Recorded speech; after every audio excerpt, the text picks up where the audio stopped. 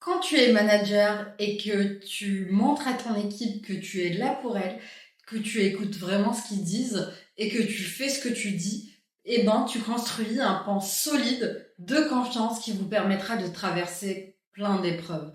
Et on le répétera jamais assez, mais un manager doit vraiment gagner la confiance de ses équipes et c'est la première chose sur laquelle tu dois travailler, que tu sois un manager débutant ou que tu sois un manager expérimenté et qu'il y a peut-être des membres de ton équipe dont tu n'as pas gagné la confiance, cette vidéo est faite pour toi. Moi c'est Massiva, bonjour à tous et bienvenue sur ma chaîne YouTube où on parle de développement professionnel, de développement personnel et bien plus encore. J'ai occupé le poste de manager pendant 3 ans dans une très grande boîte d'IT et de conseil et j'ai eu à manager jusqu'à une 60aine de personnes. Au début, je ne savais pas manager, c'est pas quelque chose qu'on apprend à l'école et c'est pas quelque chose forcément d'inné, mais je me suis beaucoup développée sur le sujet et j'ai reçu beaucoup de formations. J'ai reçu beaucoup de formations et la première des choses que j'ai eu à développer, ça a été la confiance de mon équipe. Surtout qu'il faut savoir que quand j'ai eu mon équipe ou quand j'ai eu à prendre le poste de manager, ça a été pratiquement mon premier poste en CDI, oui.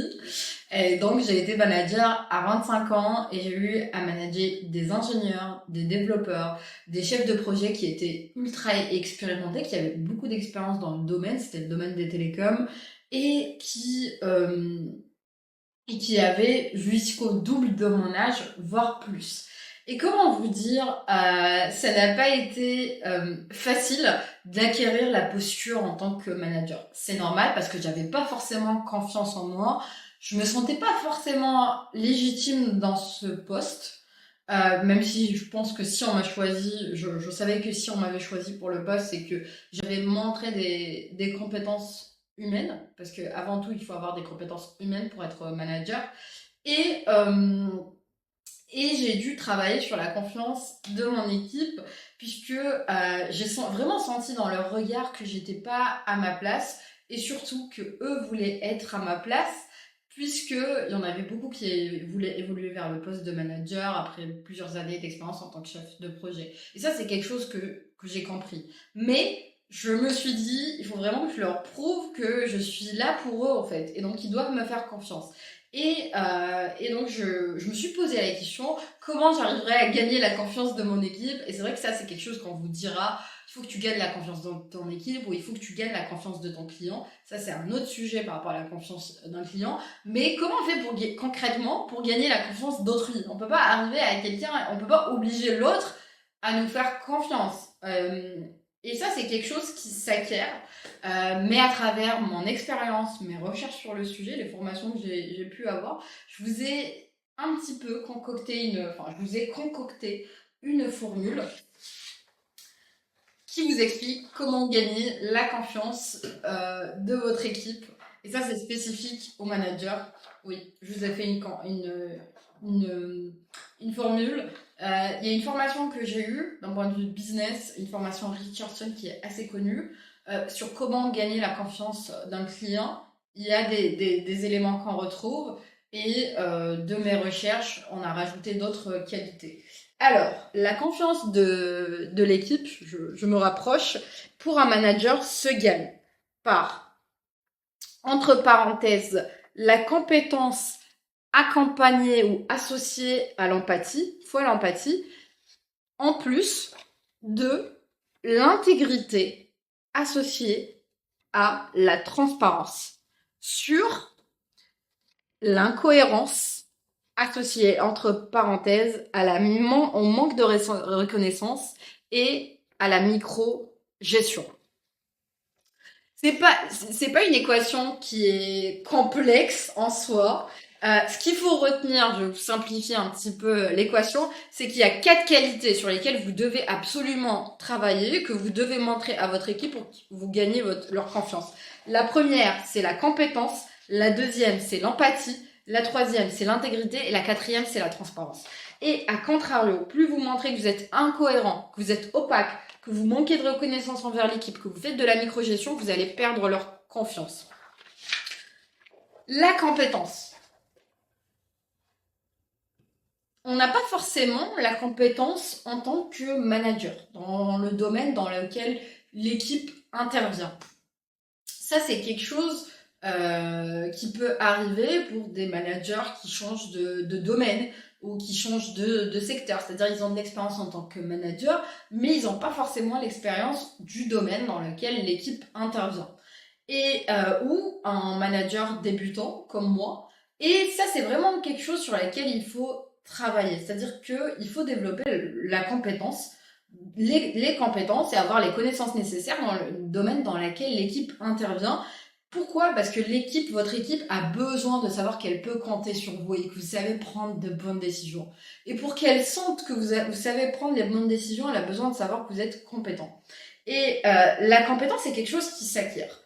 En faisant des recherches sur Internet, en faisant des recherches dans l'entreprise, à travers la documentation, en échangeant avec vos collègues. Et le meilleur moyen d'apprendre, c'est avec votre équipe. Croyez-moi. Et n'ayez pas peur d'avoir l'humilité de leur dire que vous n'avez pas forcément de connaissances sur le sujet. Et à contrario, ils seront un peu fiers, ils seront contents de vous aider. Et ils auront, enfin moi c'est quelque chose que j'ai vécu.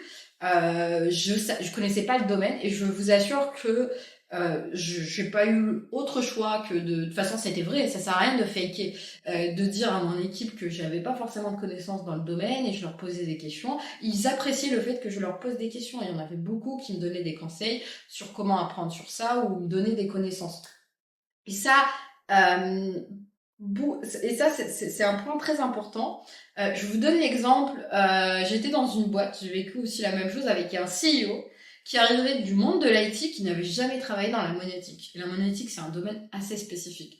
Et donc, il a eu l'humilité en tant que CEO, même s'il est en charge de la vision et qu'il n'a pas forcément besoin de faire de l'opérationnel, de dire à tout le monde qu'il n'avait pas forcément de connaissances sur le sujet et qu'il avait besoin de nous pour qu'on puisse l'aider à mieux comprendre les différents aspects de la monétique. Et il allait discuter avec, alors que c'était un grand CEO, avec des développeurs, avec des chefs de projet, avec des product managers, pour comprendre le domaine. Et ça, c'est vraiment quelque chose que vous devez faire.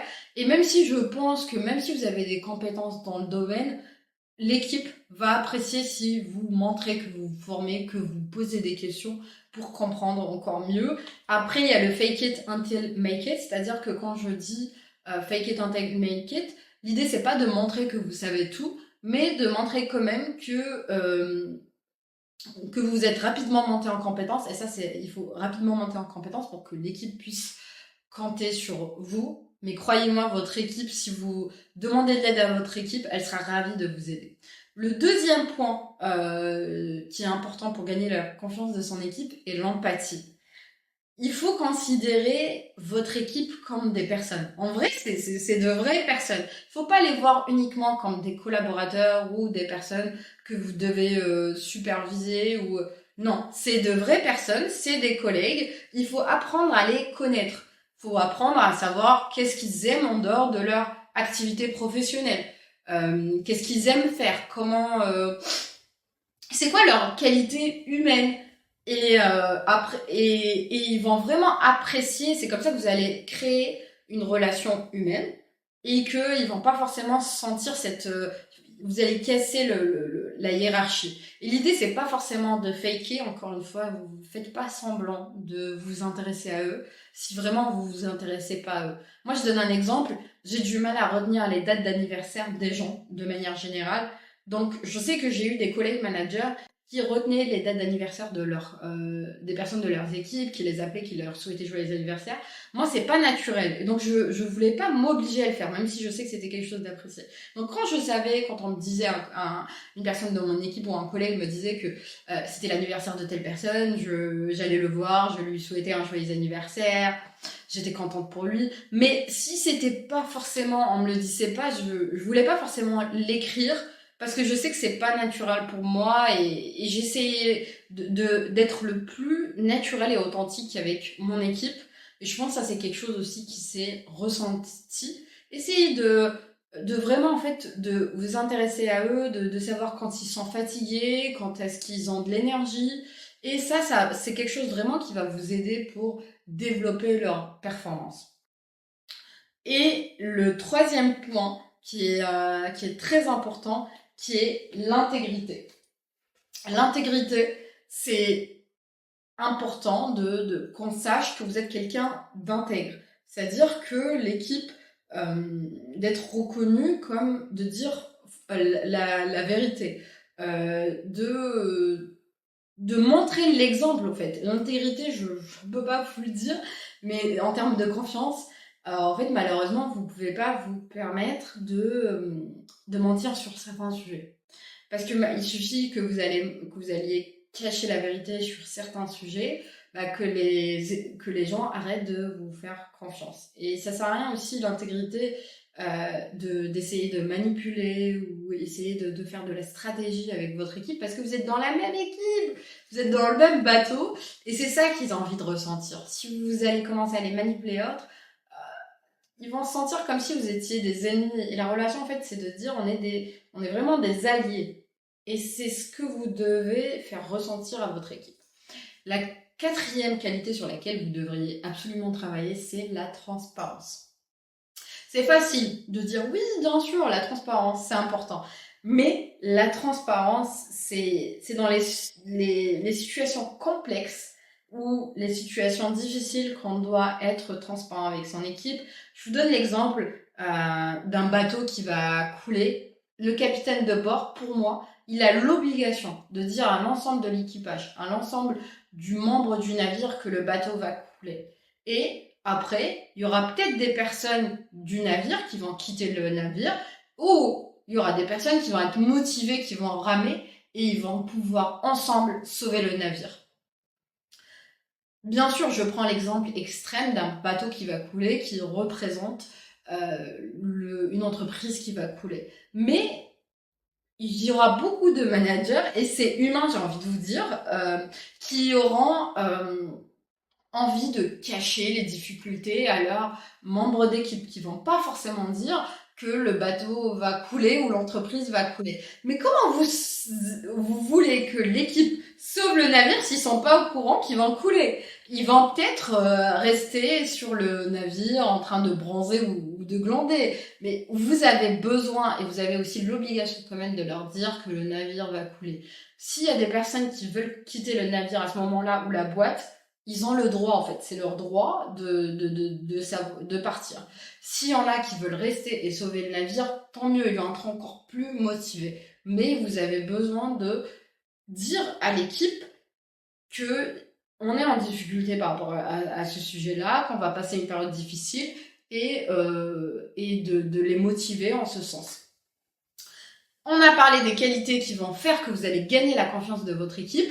Malheureusement, même si vous avez ces 4 qualités, je dois vous le dire, mais si vous faites, c'est une équation, hein, si vous avez 100 et que vous avez ici un 2 ou un -1, vous allez vraiment faire baisser la confiance de votre équipe.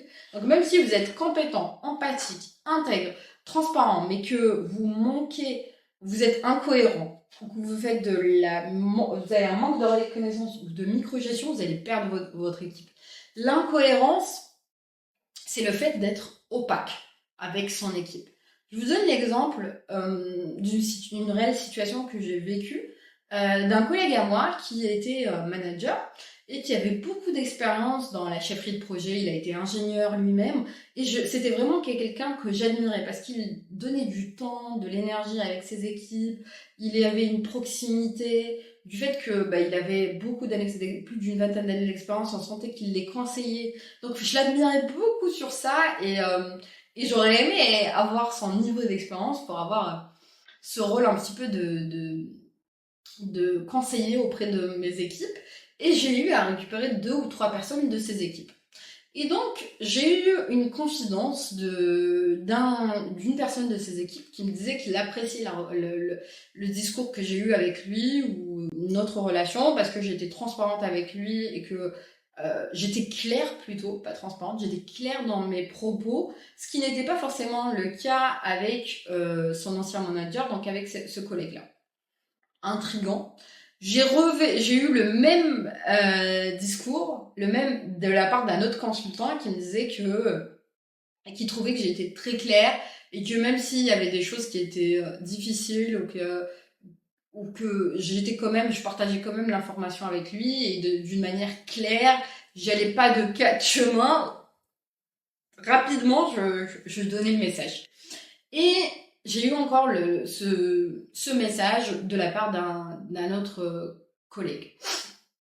Je me suis vraiment posé la question parce que moi, je le voyais pas forcément comme ça. C'était vraiment quelqu'un d'honnête, de transparent et d'intègre. Il était intègre, c'était une personne intègre. Et après, j'ai essayé un petit peu de creuser, j'ai discuté avec lui et j'ai compris que, en fait, c'était quelqu'un qui était, comme il était très proche de ses équipes, il avait peur que s'il était complètement transparent sur certaines choses ou de perdre ses équipes. Et du coup, parfois, quand il y avait des messages complexes à communiquer, une situation difficile, par exemple, on a tous peur de dire à notre équipe qu'on les a pas forcément augmentés parce que surtout si c'est des gens qui se sont investis, qu'on n'a pas forcément pu avoir la formation qu'ils nous ont demandé et on a peur qu'ils nous quittent. C'est humain en fait. Et donc lui, à cause de ça, il était opaque et il n'était pas forcément, il n'arrivait pas forcément à communiquer un bon message. Et du coup, en fait, malheureusement, ses équipes se méfiaient de lui à cause de ça. Donc vous voyez que il n'y a pas que les qualités de transparence, d'intégrité, il y a aussi la manière dont on communique le message. Et l'incohérence dans les propos, malheureusement, si on veut un peu noyer le poisson parce qu'on n'a pas forcément envie que l'autre comprenne la vérité de la situation, ça peut être mal interprété et l'équipe ne va pas forcément vous faire confiance. Le deuxième élément qui va faire que votre équipe aussi va pas vous faire confiance, c'est le manque de reconnaissance. Alors, le manque de reconnaissance, c'est généralement quand il y a des collaborateurs qui s'investissent, des personnes de notre équipe qui s'investissent, qui se donnent à fond ou qui font bien leur travail et que nous, soit parce qu'on est occupé, on le reconnaît pas et ça arrive. Si ça arrive tout le temps, il y a un problème. Ou au contraire, si cette personne fait du bon travail et que nous, on lui dit non, je trouve pas que tu as fait du bon travail ou c'est pas assez. En fait, ça peut être interprété comme de la malhonnêteté. Pourquoi? Parce que la personne s'est donnée à fond, elle a fait du bon travail. Il y a d'autres personnes de l'équipe qui lui disent tu as fait du bon travail ou des clients qui lui disent tu as fait du bon travail et que toi tu arrives et tu lui dis tu lui dises rien, même si tu lui dis rien, il trouve que c'est malhonnête parce que tu n'as pas reconnu son travail. Alors que, en tant que manager, tu es censé reconnaître le travail de ton équipe. Et qu'il y a d'autres personnes, justement, qui ont reconnu son équipe. Et pire encore, si tu dis que son travail n'est pas assez bon.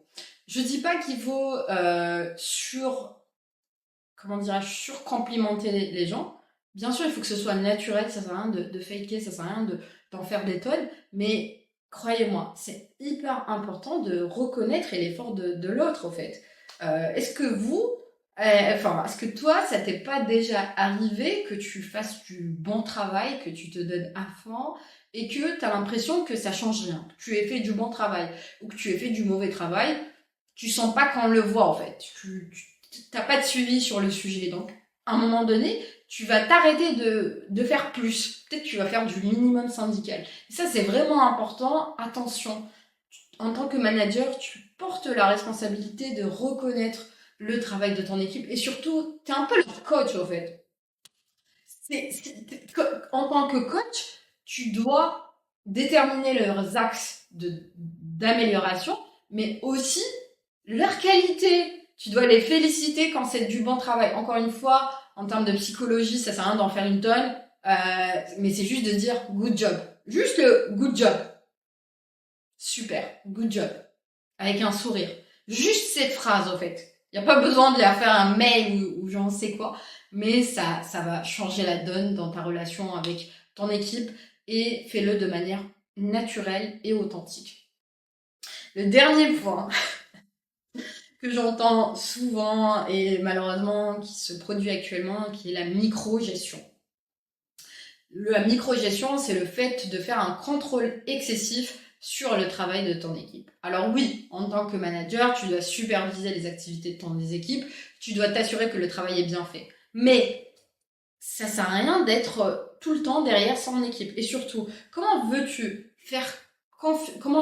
que ton équipe te fasse confiance si toi-même tu lui fais pas confiance?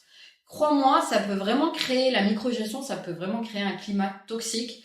La personne dans ton équipe peut se sentir emprisonnée, ça nuit à sa créativité, à sa productivité, et au final, soit il va arrêter de produire, ou il va quitter l'équipe et l'entreprise, ou l'entreprise.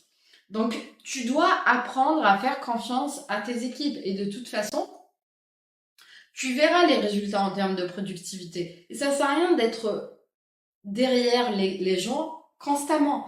En fait, ce qui est important en tant que manager, c'est que ton équipe, elle gagne de l'autonomie.